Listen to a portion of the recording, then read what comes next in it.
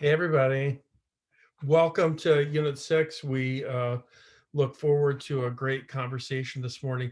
My name is Tom Vance. I'm a professor of education at Kansas State University, and I've been hanging out in We the People for nearly 30 years.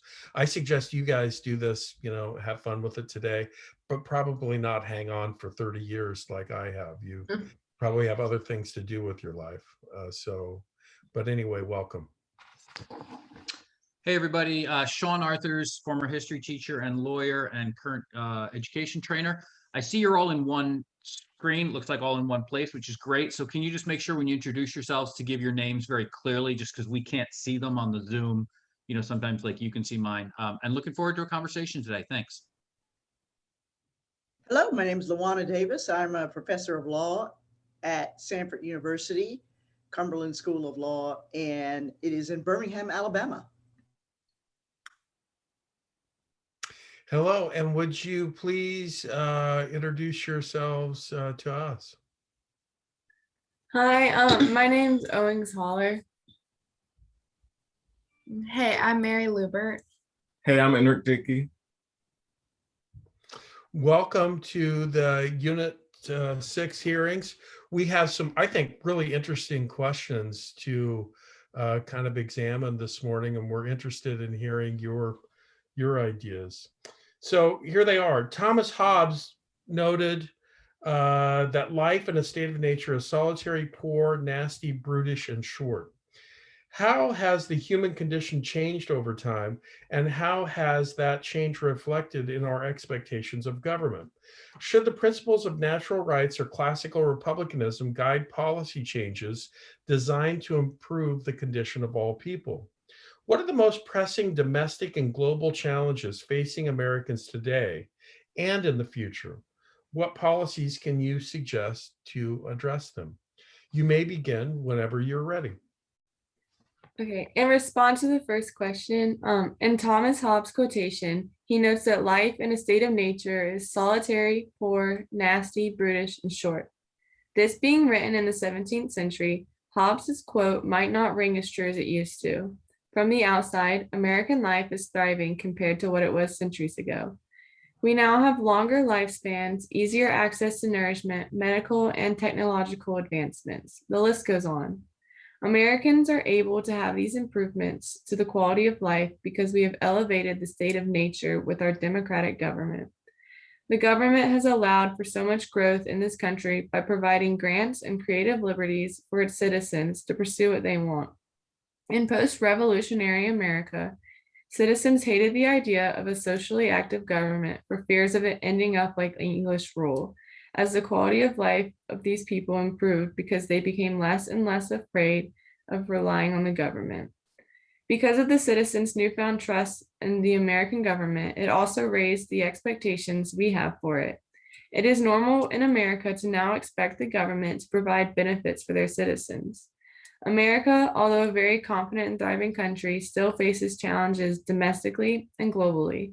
America is the home of immigrants, so it has to become a melting pot of many cultures. While this is good, it creates challenges balancing a diverse society while also trying to maintain unity. Representation of the minorities in the government will aid in addressing the situation. While classical republicanism seems good because its whole basis is to promote common good, John Locke argues the idea of natural rights whose main focus is the production of an individual's rights. In a perfect world, classical republicanism would be the ideal system to run a government, but people today are too concerned with themselves and not always willing to put others' needs before their own to better society. People who send their children to private school often complain that they will still have to pay taxes for the public school system despite not using those benefits. This is a prime example of citizens not wanting to cooperate with classical republicanism. The American government has attempted to find an equilibrium between classical republicanism and natural rights. The most pressing domestic and global challenges facing Americans today and in the future will always be humanitarian challenges, such as those at the southern border and the stimulus bills during the pandemic. These challenges are unique in the fact that the solutions are simple, but most legislation falls flat. The most effective way to solve these problems would be implementing a bill similar to the Voting Rights Act of 1965, which actively encouraged and created a pathway that directly led to an increased voting among African Americans at the time. If more policies like that were passed and followed through, then a majority of challenges, both domestic and international, could be solved in no time.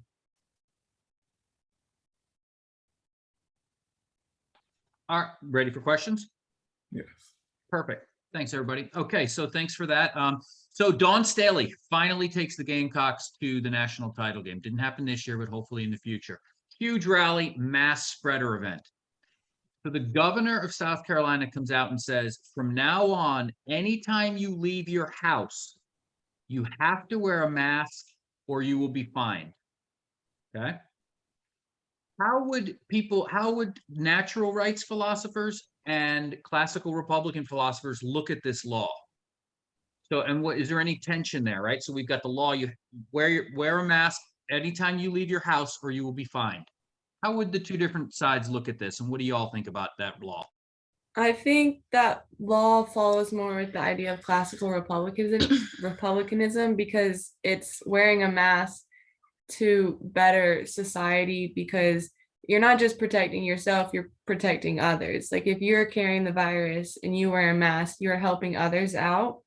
And that falls under the idea of classical republicanism. And as for natural rights, I think if you're truly natural rights, you're gonna probably be against it because you have your natural rights to decide what you want to do, to have your own voice and decide what you want to do with like what you wear and all this stuff and how you live your life.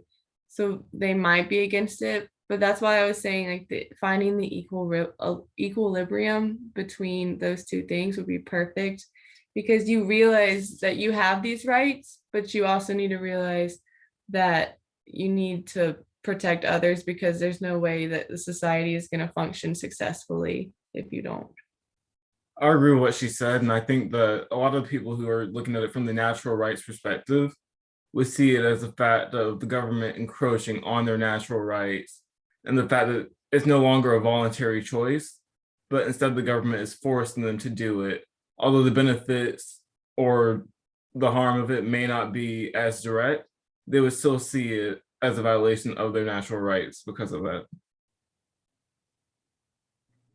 I'm curious about something that you said, that in the United States, the human condition has improved so much from the time that Hobbes wrote the Leviathan that we really don't need to worry about natural rights. So I guess my question to you is, in US modern culture, what natural rights do you think we have or should respect? I think we have the natural rights to just go out and live our lives. There are definitely exceptions to that. I know that not everyone right now, it seems not everyone is as equal as we would like it to be. But for the most part, under our Constitution especially, we have natural rights listed, the freedom of speech, religion, all of those things. Yeah. So you define natural rights in the United States as those rights that are guaranteed by the Bill of Rights? I think that's what the Bill of Rights was trying to accomplish whenever we enumerated them. And it's right there on the Bill of Rights, which is more or less paraphrased from John Locke. The right to life, liberty, and the pursuit of happiness. Although in that case, it means property, more or less. Yeah, I agree. Did we miss anything? I mean, are there, Miss Davis, I think was really getting at, are there things beyond that? There are definitely things beyond that. And even the American people realize that when you look at slavery and what it was at the time, it was a violation of natural rights, but we had to fight a whole civil war over it to make sure that everyone had their natural rights returned and that their natural rights would no longer be violated. And we have the 13th Amendment and the 14th Amendment just to guarantee that those rights would not be taken away again. I think the founding fathers when writing these Bill of Rights and like making them, I I know there's no way they could have anticipated what was to come in the future. I think that's why we have the system we have to where we can add amendments and add things to fix their mistakes or fix things that they just didn't think of at the time, because there's no way you can predict the future. So I think they had definitely had the intention of not being 100% right. Yeah, and I think like, as time goes on, we continue to make these changes to improve, the quality of life in America. And I think, it's continually evolving and getting better and better. Excellent response that rights thinking continually evolves. How about our thinking about the common good? What happens if our conception of what the common good is isn't really that good for everyone? What what kinds of things can citizens or those that don't fit into the common good, what kinds of things could they do to have their voices heard? Well, when we're looking at the common good, it's all in the grand scheme of American democracy. And although it might be what the majority thinks is the common good, what the average citizen can do, the change for it all starts at the local level and attempting to fight whatever legislation they see as against the common good. And a lot of people don't realize just how important the local level is to reaching the higher levels of politics. Because once that local change starts coming through, then they can move on to other higher levels and influence more people to fight for what they believe is their common good. Right. I agree with what Enric said. I think there's so many ways that you can, try and change for, the better. And I think, you can make your voice heard on, social media platforms with, just putting your voice out in your local government. And I think, that'll take you a long way, especially if it is, for the better.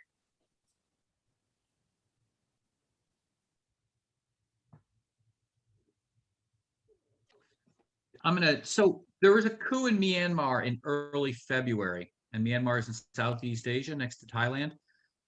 Should this be the military took over the government, right? Kicked out the democratically elected government in Myanmar. Should the United States care about this at all? I know you talked about humanitarian issues. You talked about how we should be, how you talked about how you said the solutions are simple to this and had some thinking around that. Does the United States care about this coup? And if so, what should we do? What do you think the United States should do on this? Whether or not the United States itself cares about the coup, there are always going to be people who care about the coup. And I think that when looking at international policy, one of the most important things to look at is the Monroe Doctrine, because the Monroe Doctrine wasn't made to be America going places where they didn't need to be. It was only if someone from overseas came to South America. And when you look at a lot of American intervention in South America with things like the dirty war in Argentina and just the rise of communism in South America in general, it can get very twisted when America does involve itself in foreign affairs that they may or may not, or that they shouldn't be able to involve themselves in sometimes, even with things like Korea or Vietnam. Yeah, it's such a convoluted thing. Like American international affairs, just trying to deal, especially in the Middle East, where like a lot of people want America to be over there helping them, but a lot of the Middle Eastern countries don't want America's help. But I think it's also important for American citizens, for the American government to acknowledge what happened with the coup, because it just shows that like we're watching the world, we know what's going on. And I think that it's just a complicated thing, and I don't know if there's a right answer to it, to like whether to help out or help or not to help out, or make a statement against it or supporting it. But if they ask for our help, I certainly think America as a country that tries to stand in power and tries to be an example should help. And if they don't, then we can lend a hand, offer help. If they don't want it, we don't need to give it to them though. Thank you very much for a really good presentation. You know, it's interesting. You see a lot of different styles of how students present themselves, and I really kind of appreciated your low key sitting together at one of your houses and just really having a conversation. And I could tell, you know, unlike a lot of groups that we've seen, though your answers were like from your heart and your mind. I mean, you weren't trying to tell us what what you thought that we would like to hear. You told us what you really believed, or at least you convinced me that that's what you were doing, and that's a special moment right there. That's a big deal. And I've got to say that I loved the public school system argument, and how some people say, no, you know, I send my kids to private school. I think that's a great example. We haven't heard that all day. And just absolutely loved the federalism argument. Who argues federalism these days in terms of a remedy to protect rights? Love that. And so, by the way, with all of the faults that they also had, so too, what of the founders in their conception of our federal system, they would have said the same thing, that it allowed for that diversity of thought, opinion. Of course, it allowed for a lot of other negative things too, such as slavery and messed up voting laws and all the rest. But I really like those two things. One small point, the Hobbes wasn't really referring to the state of nature in the 17th century. He was referring to this imaginary place where there was no government. But that's a small point, and you're right. Society has changed since then. Really enjoyed the conversation. Thank you. you. So thanks, y'all. Start with well, first of all, I hope that in your own lives, you will at some point find something that that you love as much as Tom loves federalism.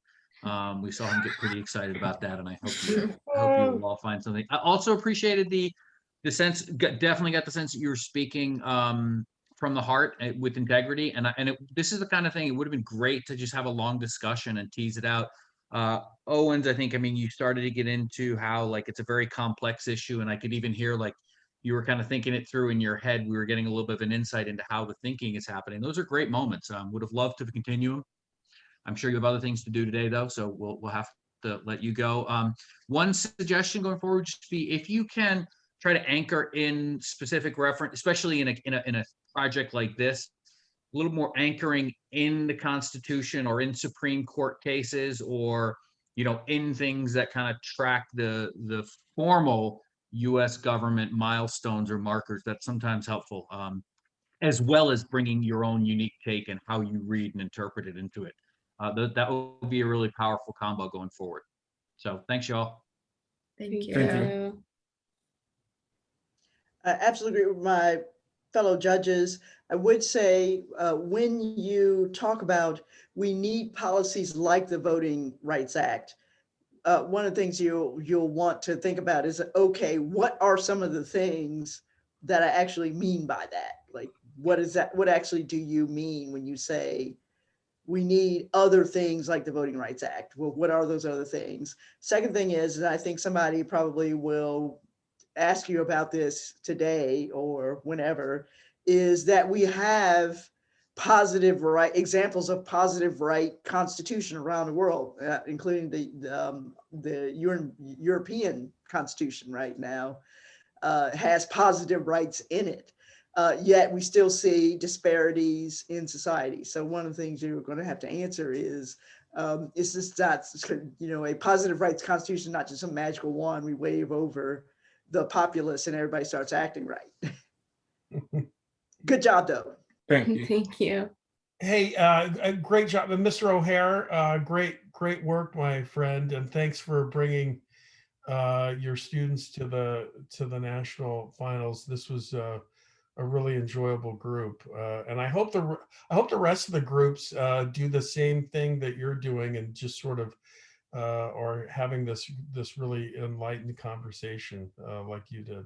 Yeah, thank you. And we are lucky we got in because we had some technical issues because their teacher's 63 years